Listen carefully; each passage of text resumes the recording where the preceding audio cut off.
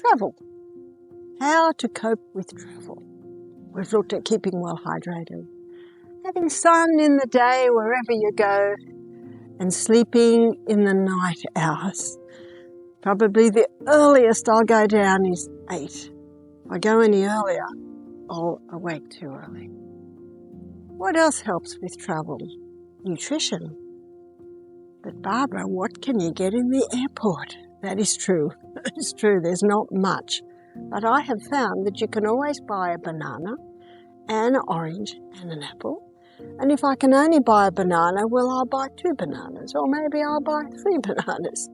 It's just a bit frustrating because it's in the coffee shop and you have to line up with everyone else who are getting their coffee just to get your bananas, but it's worth it. You'll always find nuts, and usually if I search I can find the raw nuts. So it's not much of a meal, but it's something. So 1 or 2, maybe 3 bananas if I'm really hungry, and maybe 8 to 10 nuts chewed very, very well. Then I'm getting my protein. I don't eat like that every meal. It doesn't hurt to eat like that occasionally. And that will serve to give me some nourishment until I'm getting where I'm going. I remember one day Michael and I travelled from Australia to America. Then we had to drive and we were so hungry. And we rang up the people and we said, could you please have a pot of soup for us? And they said, but I didn't think you ate at night. And we said, we don't usually, but we haven't eaten for a while. And soup digests very, very quickly. So that's something you can have maybe where you're going prepared for you when you arrive. Soup.